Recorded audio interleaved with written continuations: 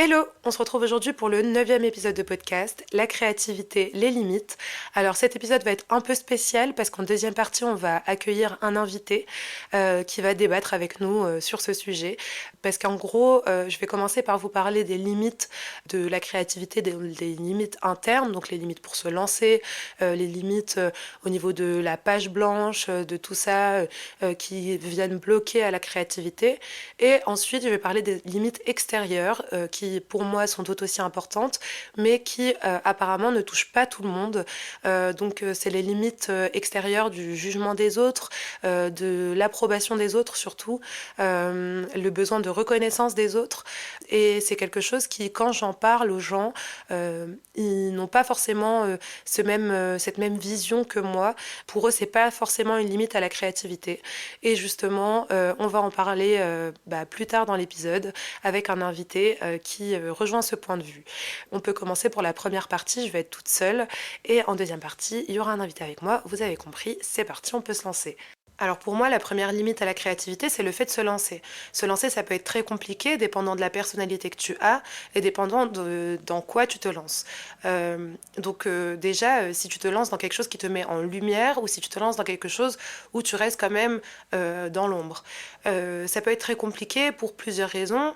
Déjà par rapport au regard des autres, du jugement des autres, la peur d'échouer aussi dans ce que tu fais, l'impression que si tu fais quelque chose, il faut que ça réussisse directement.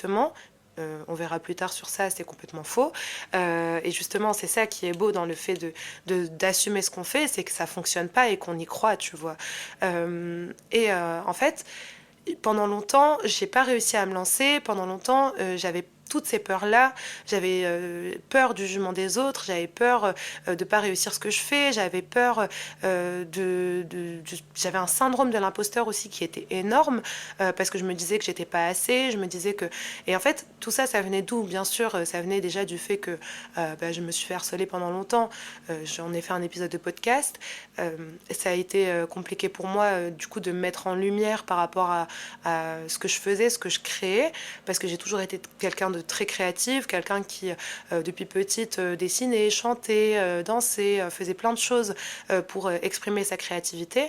Et j'arrivais pas à l'assumer pleinement parce que j'avais peur du jugement des autres, et j'avais peur de pas être assez, j'avais peur de mal faire les choses.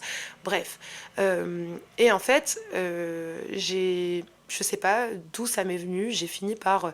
j'ai plus de souvenirs de ça, mais malgré le fait que je venais de me faire harceler et que j'étais encore dans un environnement dans lequel j'étais pas trop appréciée par les autres, j'ai d'un coup créé un compte Instagram dans lequel je chantais. Et en fait, c'est venu d'où? C'est venu du fait que je me suis dit dans ma tête, mais fais-le, parce que dans 10 ans, tu vas te dire, si je l'avais, je sais, c'est une phrase bateau, mais si j'avais fait ce truc-là, j'en serais où aujourd'hui? Et clairement, j'avais trop peur de cette frustration-là. Je me disais, mais là, je suis encore jeune, j'ai plein d'idées en tête, je suis créative, j'ai plein de choses à apporter, et je veux le faire. Et spoiler alert, ça n'a pas fonctionné. Ça n'a absolument pas fonctionné, et j'ai délaissé ce compte parce que aujourd'hui aussi, le chant, c'est pas quelque chose dans lequel je me sens vraiment bien, où j'arrive à pleinement m'exprimer, et j'ai l'impression que j'ai beaucoup de choses à travailler dessus, donc c'est quelque chose que j'ai mis de côté. Mais je me suis lancée, et ça a été la première chose dans laquelle je me suis lancée. Après ça, ça a été à la chaîne en fait, parce que à partir du moment où tu te lances dans une chose une première fois, je peux t'assurer que après ça, ça coule tout seul. Genre, tu vas plus avoir peur de ce truc-là, de te lancer, tu vois. Tu vas avoir peur des retombées, tu vas avoir peur de comment ça va fonctionner, tu vas avoir peur de plein de choses, tu vois, de si c'est bien, de si machin, mais tu vas pas avoir cette peur-là de te lancer. Je t'assure qu'elle est là que la première fois. Et en fait, je vais pas seulement te dire, dis-toi que dans 10 ans, si tu l'as pas fait, tu vas avoir des regrets, parce que ça, tout le monde te le dit et on s'en fout. Parce que tu le sais déjà, en fait. Donc, te le rappeler, c'est bien, mais en soi, c'est quelque chose que tu sais déjà. Moi, ce que je veux te dire, c'est essaye d'approcher la chose différemment.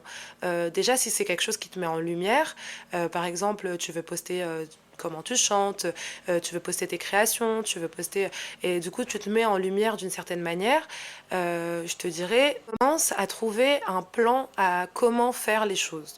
Genre, comment expliquer? Tu commences petit à petit et tu fais les choses petit à petit et tu commences à élaborer un plan de comment tu vas faire les choses petit à petit. Genre, imaginons, tu veux te lancer dans la création de contenu et tu veux commencer à poster des TikTok.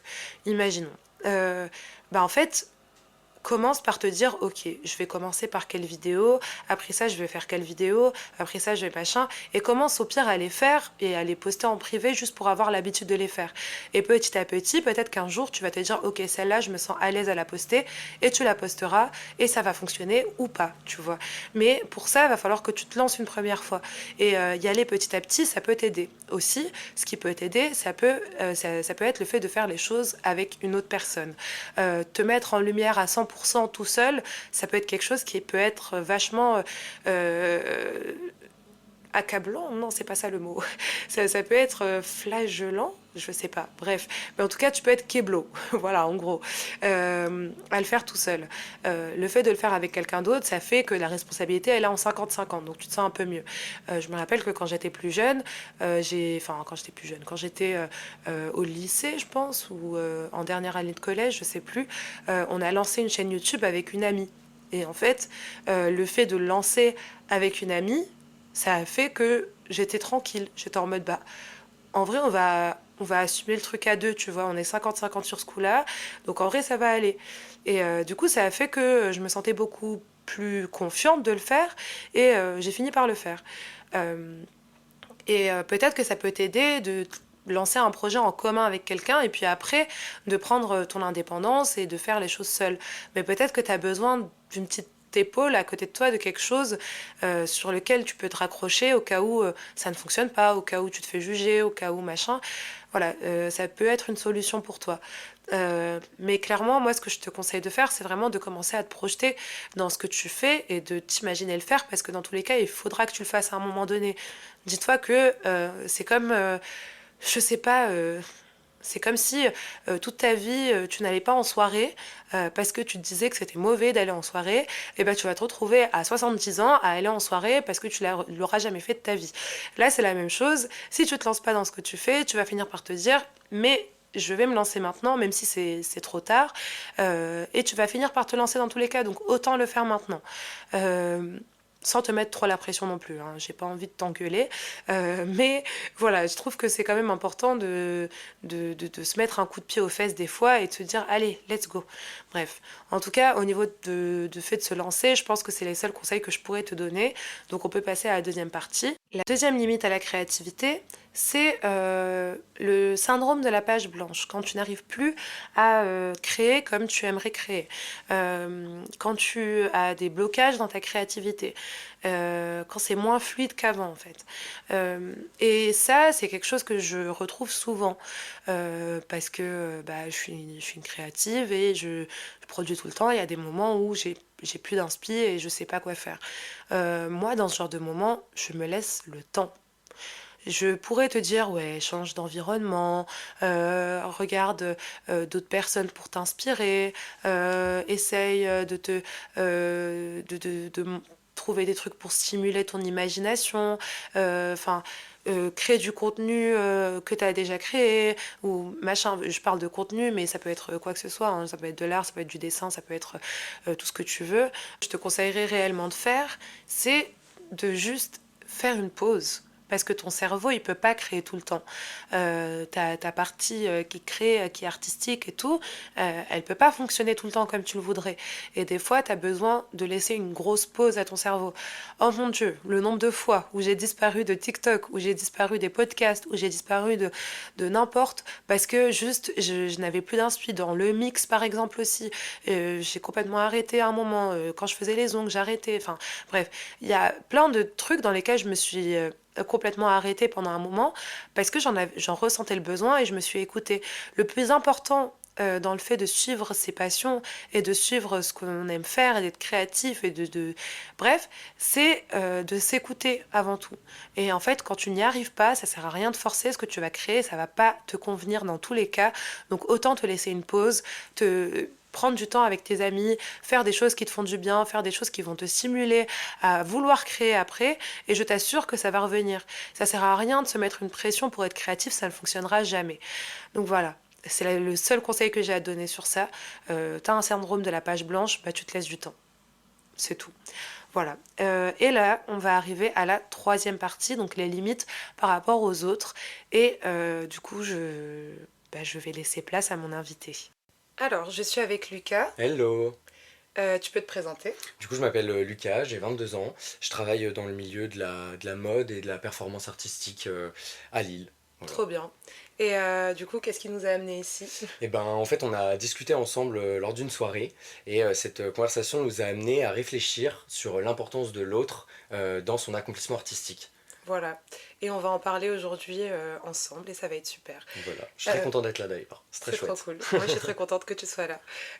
Du coup, ouais, parle-moi un petit peu de ce que tu m'avais dit à cette soirée-là. Bah, on avait débattu sur ça et c'est vrai que j'avais un petit peu dans la tête, on peut pas nier l'importance de l'autre dans la production artistique parce que je pense qu'on produit tous pour faire passer un message, ouais, pour transmettre quelque chose.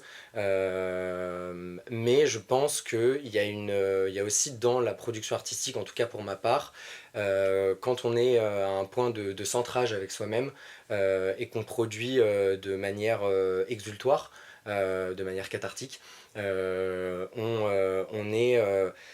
en fait, l'émotion est transmise naturellement à l'autre, mais durant la création, on est vachement avec nous-mêmes, tu vois. Ouais, mais tu trouves pas que dans la création aussi, il y a une part de vouloir plaire à l'autre? Et ben, moi, dans mon parcours, le moment où j'ai vraiment commencé à m'accomplir artistiquement et à me sentir à ma place aussi, c'est hyper dur en plus, ça, en vrai, dans la vie de se sentir à sa place, c'est le moment où je me suis vraiment déconnecté du regard des autres, de la manière dont les gens pouvaient produire dans le milieu dans lequel je produisais. Et en fait, c'est en me déconnectant. Là, 3-4, en me déconnectant, merci, de ça, que bah, j'ai vraiment produit quelque chose qui est dans mon essence et où je me suis vraiment senti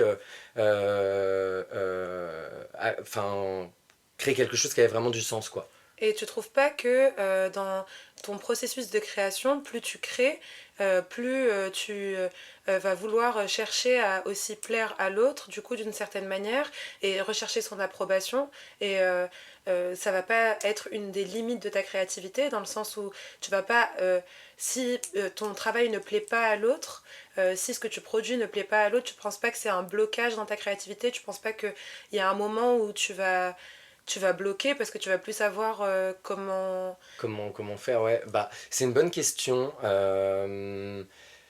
En fait, moi, en créant, je me suis posé une question, tu vas me dire ce que tu en penses aussi. C'est que je me suis un peu mis en tête dans l'idée qu'il n'y avait pas de confiance en soi qui existait. Et que, en fait, parce qu'en fait, quand je me suis mis à créer en me déconnectant justement de ce regard-là des autres, en fait, j'étais pas en train de me dire putain, là j'ai confiance en moi, donc vas-y, je vais faire ça, ça, ça. En fait, je le faisais en étant complètement déconnecté des autres et en étant juste dans une matérialisation d'émotions. Et une fois que j'étais sorti un peu de cet état de transe, tu vois, et que je regardais ce que j'avais fait, là je commençais à me poser des questions parce que j'étais déconnecté de ma création et en fait j'étais de retour un peu dans le monde réel et dans le monde des autres gens et du coup là je commence à me dire putain est-ce que c'est vraiment bien, est-ce que c'est ceci, est-ce que c'est cela, tu vois. Ouais. Et en fait bah je pense qu'en créant on crée pour les autres mais en créant dans l'instant de création pour soi, enfin Ouais. avec soi, du coup on est déconnecté de l'autre et en fait après le résultat finalement je pense que l'émotion est tellement puissante quand tu crées dans cette idée-là que le résultat, finalement, c'est presque pas le plus important. Et au final, en fait, ça peut pas plaire à tout le monde, mais je pense qu'en produisant de cette manière-là, tu attires à toi des gens qui sont aussi dans cette. Enfin, qui vont ressentir ce que tu as mis dans ton œuvre. Et voilà. Mais tu penses pas que si tu es toujours dans cette transe de créer, créer, Mhm. créer, et que tu crées que pour toi, il n'y a pas un moment où tu tournes en rond parce que t'as pas l'avis des autres, t'as pas d'avis extérieur, t'as pas de trucs qui... Bah, Je sais pas. je pense que les avis viennent après. Ouais, mais Et du coup, moi, je te parle de si tu crées ouais, tout le temps pour toi, toute ta vie pour toi, tu vois, genre tout ton art avec et toi plutôt peut-être. ouais, avec Ouais. toi-même, mais genre sans demander d'approbation, Mhm, sans rien du tout. mhm. Tu trouves pas qu'il y a un moment où tu vas le rechercher d'une certaine manière? C'est une bonne question. Je pense que Genre là, si ton truc de mode ça n'avait jamais fonctionné, que personne ne portait tes créations, que personne... Tu trouves pas qu'il y a un moment où tu te serais fait chier? c'est une bonne question. Euh, C'est vrai que je me pose pas forcément cette question-là, mais c'est vrai que la reconnaissance professionnelle, elle est importante. Et en fait, je pense que quand tu fais une production, euh, elle va forcément toucher quelqu'un, tu vois. Mhm. Elle va forcément toucher des gens, peut-être dans une niche, ce qui est mon cas en l'occurrence, ou peut-être voilà pas tout le monde, mais les gens qu'elle va toucher, ça va être des gens vraiment qui vont être alignés aussi avec ce que tu fais. Et, évidemment, je pense qu'on a tous besoin d'un besoin de reconnaissance, on a tous besoin d'avoir un échange à travers l'art. C'est pour ça qu'on fait de l'art aussi, c'est pour pouvoir échanger, pour pouvoir rencontrer des gens, pour que ça puisse amener à des rencontres, à des conversations, à des trucs. Donc effectivement, bon, on peut prendre... Enfin, bon, c'est pas forcément une personne à citer, mais Picasso, par exemple, il a créé tout seul toute sa vie. Juste pour cette partie-là, Oui, bon, oui, bien sûr. il a créé tout seul toute sa vie. Et en fait, ça a pété que quand il est décédé. Ouais. Mais moi, Ça m'a fait. ça serait mon pire cauchemar que ça m'arrive.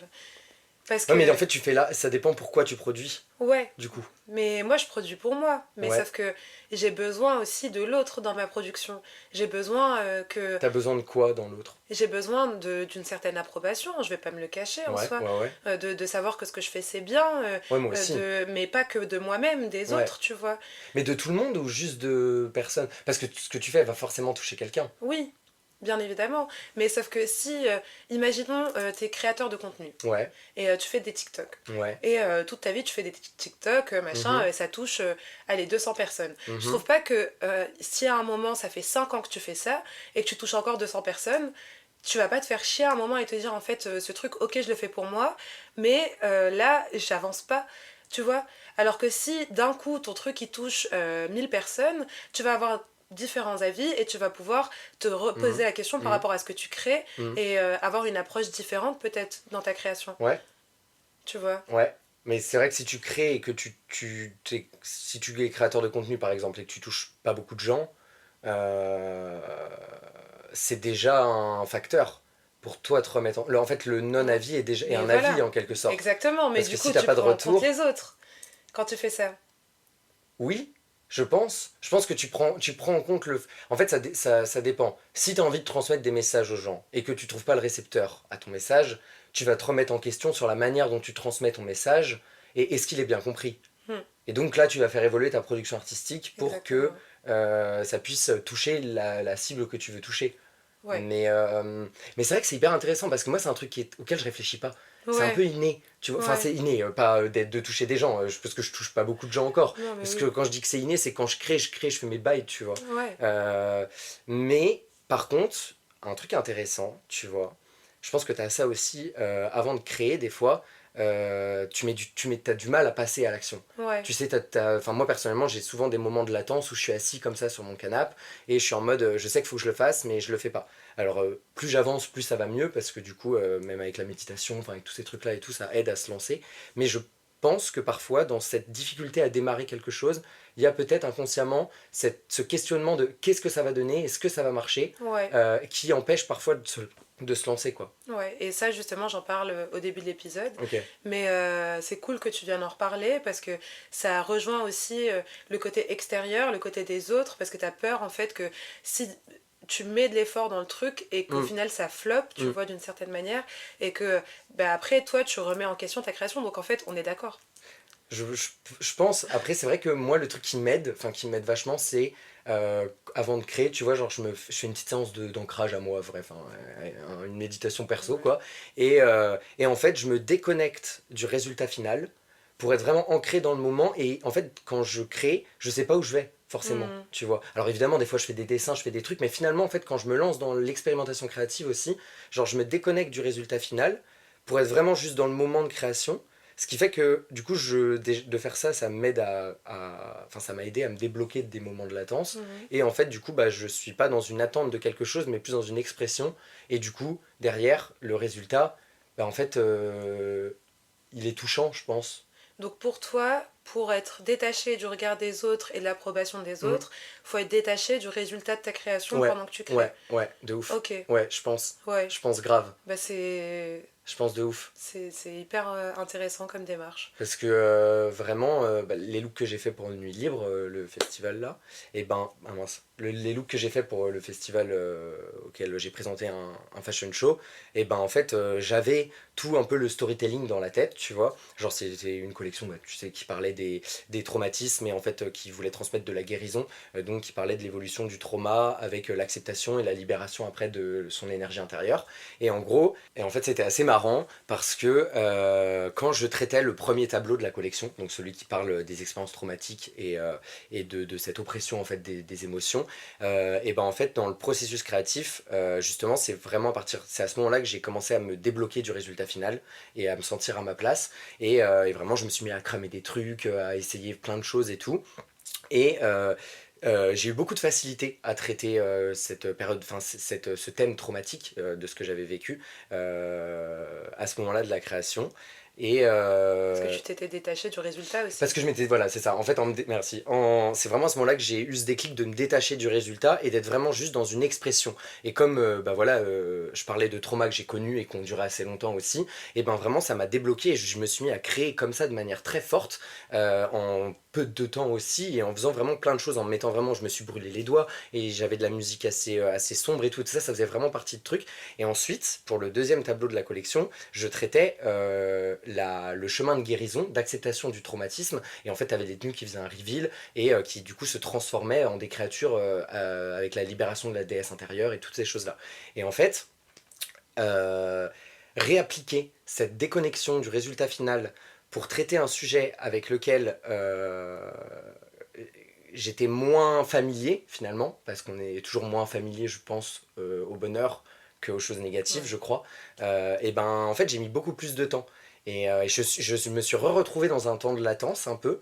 Et c'est en me rappelant vraiment de cette déconnexion que j'avais eue et en m'obligeant aussi à ne pas utiliser les mêmes techniques que j'avais eu le premier déclic, que en fait bah, j'ai réussi à recréer quelque chose en étant à nouveau dans ok, euh, comment je me sens moi quand je sors d'une période difficile et que ça, quelles émotions j'ai, comment je peux matérialiser ça quoi, Ouais. en vraiment dans Mais l'émotion. peut-être que du coup, dans ce deuxième tableau, dans cette deuxième partie, où c'était beaucoup plus dur pour toi de te déconnecter, c'est peut-être parce que aussi tu étais attaché d'une certaine manière au résultat, plus que dans la Oui, première partie où beaucoup tu t'es plus. laissé t'exprimer Ouais. complètement. Ouais, je pense Ouais. que comme c'était la partie un peu reveal des looks, et dans mon show, en fait, c'est toujours ça, c'est deux tenues en une, quoi. Et ben, je pense que j'avais vachement ce truc-là de, ok, maintenant je vais bien, je vais mieux dans ma vie, les gens le savent, donc je dois traiter ce tableau de guérison et d'élévation vraiment de la meilleure manière, parce que je dois aussi prouver aux gens que je vais bien. Je Hmm. pense qu'il y avait un peu ce truc-là, tu Ouais, du vois, coup, t'avais. inconsciemment, hein. Ouais, Mais je pense ouais. qu'il y avait vachement ce truc-là de me dire, le noir, le sombre, le créature, le déshumanisé, je sais le traiter et tout le monde sait Hmm. que je sais le traiter. Par contre, le positif, c'est aussi nouveau pour moi, la Ouais. guérison, c'est aussi nouveau. Euh, et je pense qu'il y avait un truc de devoir prouver aux autres aussi à travers cette Ouais, création-là. ouais, carrément. Ok, je vois. Donc tu m'as dit que tu avais une question, je t'écoute. Oui, c'est ça. En fait, je me posais la question justement par rapport à tout ce dont on échange depuis tout à l'heure, parce que bah, j'ai parlé voilà, de moi, de ma manière dont j'avais de percevoir les choses. Mais toi, justement, par exemple, avec bah, je sais que tu fais beaucoup de choses. Tu fais de la musique, tu fais de la cartomancie. Enfin, t'es une artiste aussi transmédia. Et à travers le podcast, quelque chose que tu as commencé le plus récemment, je crois, comparé aux autres choses que tu fais, euh, les résultats que tu as, est-ce que ils sont... Parce que tu vois, je pense aussi que euh, on a en nous un truc qui fait qu'on va pouvoir aller créer jusqu'à quelque part sans l'intervention de l'autre, Mhm. tu vois. Et toi, un peu, t'en es où, genre, dans ce que tu reçois de ton podcast et ce que tu as envie de transmettre encore. Comment est l'échelle Bah, en fait, le podcast, faut savoir que c'est vraiment un truc qui m'apporte rien, zéro. Genre, c'est quelque chose où je dois payer déjà pour Ok, distribuer sur les plateformes. Tu dois payer genre 25 euros par mois, un truc comme ça, donc c'est ok. quand même un budget. Et derrière, tu ne reçois rien monétairement, Ouais, ouais, ouais. à part si t'as genre 10 000 auditeurs par mois, tu vois. Ok. Donc c'est vraiment quelque chose qui ne m'apporte absolument rien. Et à côté de ça, c'est quelque chose sur lequel j'ai, allez, 30 auditeurs. Voilà, c'était ça Tu ma vois? question, c'était plus sur ce que ça t'apporte en Ouais, mode humain. ouais, bah justement, du côté des autres, ça ne m'apporte rien, mais au côté humain, du peu d'échanges que je peux avoir avec les gens qui écoutent mon podcast, vraiment, ça va être, aller 3-4 personnes qui me renvoient un message en mode, 30 auditeurs, c'est j'ai... bien déjà, je Ah, trouve, non, hein. mais c'est, en vrai, moi, je suis très fière de Parce moi, que hein, mais... transmettre un message déjà à 30 personnes, c'est aussi 30 personnes qui vont peut-être en parler, à Ouais. 30 autres personnes, enfin tu vois, genre, je Ouais, trouve que non, c'est cool. carrément, carrément.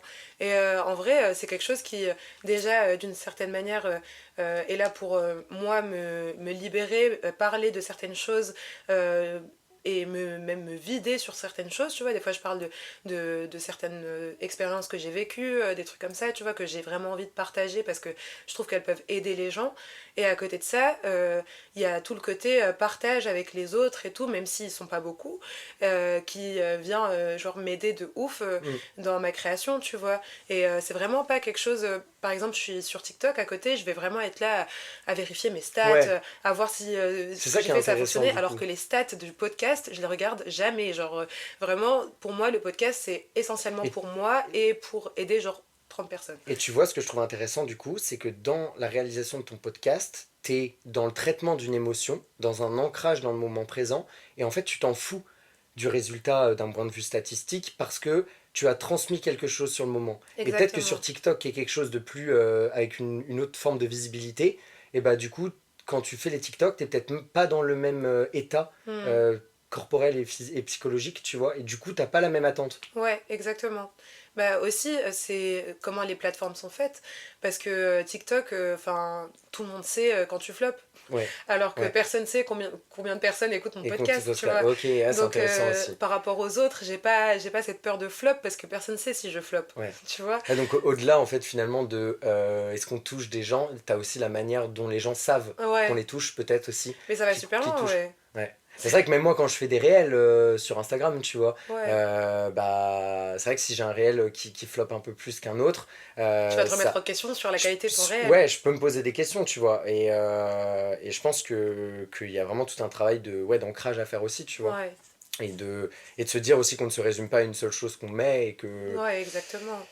Et qu'il c'est y a un algorithme aussi qui fait que ta vidéo, ton truc, ce que tu vas créer va pas être distribué pareil à chaque fois, que ça n'a rien à voir avec la qualité de ce Mm, que tu mm, produis, mm, mm. etc. Mais c'est trop cool qu'avec le podcast, j'ai vraiment pas ça du tout, parce que je sais même pas, je comprends même pas mes statistiques sur le podcast, quoi. Vraiment, je sais pas ce que ça veut Ouais, donc dire. t'es vraiment dans une démarche 100% authentique, quoi. Ouais, voilà, c'est vraiment Et tu juste vois, pour moi. et finalement, quand c'est 100% authentique et que t'es vraiment ancré, bah t'as pas forcément d'émotions négatives qui suivent la Exactement. création, tu vois. Ouais, mais il n'y a aucune pression, il n'y Mm, a aucun truc, c'est vraiment juste pour mm, moi, pour me mm, faire mm, kiffer, mm, et parce que j'ai toujours voulu faire ça, quoi. mm. Mais c'est vrai Voilà. que tu vois, les looks que je fais pour des shows, les shows que je scénographie, pas les shows où je danse, et ben en fait, genre je pourrais en faire 150 000, enfin je pourrais en faire plein pour plein de shows différents. Mais en fait, après, il reste chez moi, tu vois. Et j'en suis Ouais, tout aussi content, tu vois. ouais, Par contre, c'est vrai que si demain je sors une collection de produits en mode ready to wear, tu vois, et ben là, je pourrais pas les garder chez moi. J'aurais ouais, besoin qu'ils s'en aillent et que les gens les portent, tu vois. ouais. Donc je pense Et que là, ouais, ouais, l'intention de la production. bah ouais, même dans ton processus de création, du coup, il va changer. Mm. Oui, bah oui, je vais beaucoup moins être dans. En fait, je vais être dans une. Je sais que mes vêtements, c'est pour.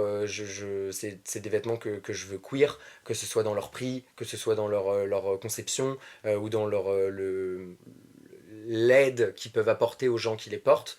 Donc je pense que je vais traiter cette idée-là dans le design, mais ça va être moins profond qu'une création 100% artistique qui n'a Mm. pas vocation d'être portée, quoi, ou d'être Ouais. vendue. Bah écoute, je pense qu'on a fait le tour. Bah ouais, enfin franchement, on pourrait parler de plein de trucs des heures, j'adore Ouais, ça, c'est trop cool. c'était trop cool. J'ai trop kiffé. Mais j'espère que t'as passé un bon moment aussi. Bah Enfin, tu viens de franchement, me de le dire, ouf. donc Ouais, j'ai grave passé un bon moment, c'est bah, très trop cool bien. et ouais, c'est trop chouette d'aborder plein de trucs avec toi, j'aime bien. Trop bien. Bah écoutez, on se retrouve prochainement pour un prochain épisode de podcast. Et merci de m'avoir écouté, enfin de nous avoir écoutés. Ciao! Bisous!